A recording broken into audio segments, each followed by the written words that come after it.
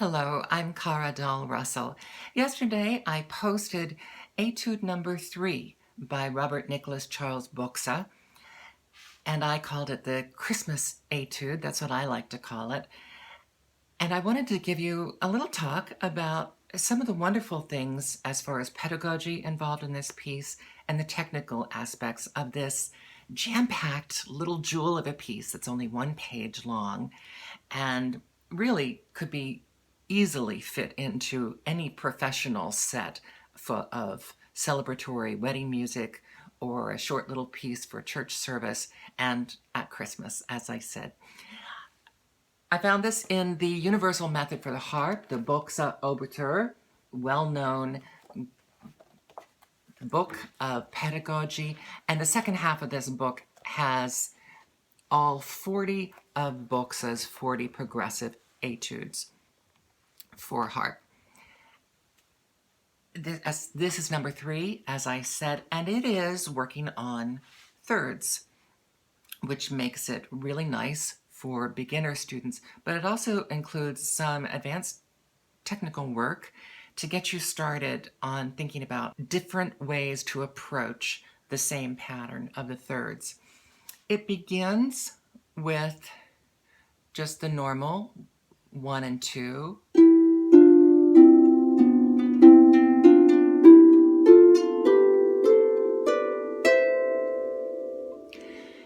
With the right hand and octaves in the left hand. A lot of etudes have a lot of workout for the right hand and not much for the left hand, but this one actually is pretty well balanced. At measure 9, I believe it is, then the left hand takes over with that 1 and 2 pattern.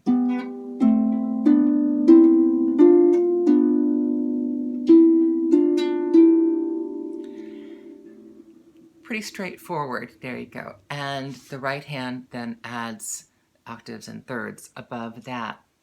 But then in the next line, we have a big mix-up.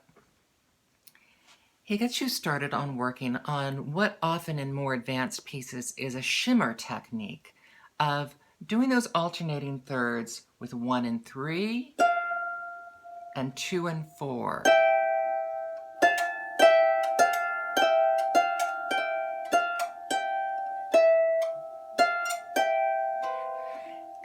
Now, this is great work, and often it's used, as I said, in more advanced pieces. So it's good to have this additional technique for thirds in your hands, and at the same time he incorporates that for the left hand, so you're not just getting the right hand workout, you're getting the left hand workout as well. And then at the end, he totally mixes things up with the left hand, so he has 1 and 2, and then 2, 4, 1, 3, 2, 4, 1, 3. And again, I'll try that again. 1 and 2, 2, 4, 1, 3, 2, 4. Now, for someone like me, I have large hands and I have heavy fingers and arthritis in my fingers. So for me, this is a little more awkward to do the, you will notice a lot of harpists have these lovely, long, pencil-thin fingers, which makes some of those dexterity things a little easier because you're not fighting the distance of the strings with the size of your fingers, and also, as I said, in my case, arthritis in my hands. So when I play this piece, I do it all 1-2. And this is the difference between pedagogy and etudes and performance. And this is just a nice little tidbit for you to think about. Obviously, if I'm assigning this to someone or if I'm working on it myself, I'm going to be quite rigorous on trying to follow that fingering so I get all that gooey goodness of working on the technical aspects that increase my overall variety of flexibility in working on things. But when I perform it, I almost always do the entire thing with 1-2, 1-2. You will notice, if you listen carefully, it's a little buzzy in places. Some of that's because I'm doing the 1-2. Some of it's because of the tempo that I took. I played it probably a little faster than it's supposed to be played. My point is that you have the suggested fingerings, and sometimes they're essential.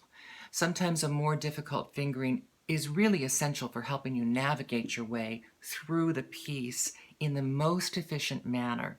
But part of the decisions that we make as performing harpists is, does that fingering really work best for me? And for the reasons I just mentioned, this isn't as good a fingering for me. If the spacing were larger, that fingering might be quite good for me. But being all in adjacent notes, it makes it quite tight for me and my hand.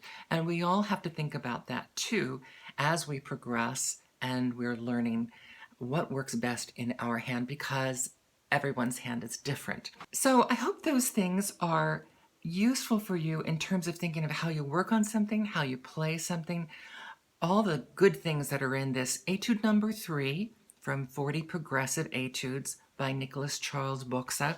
There, you can also get the etudes on their own, and sometimes you can get them in the first 20 and the second 20. So they're different editions of this, as well as there are other groups of etudes by Bochsa, so you need to be sure you have the right one.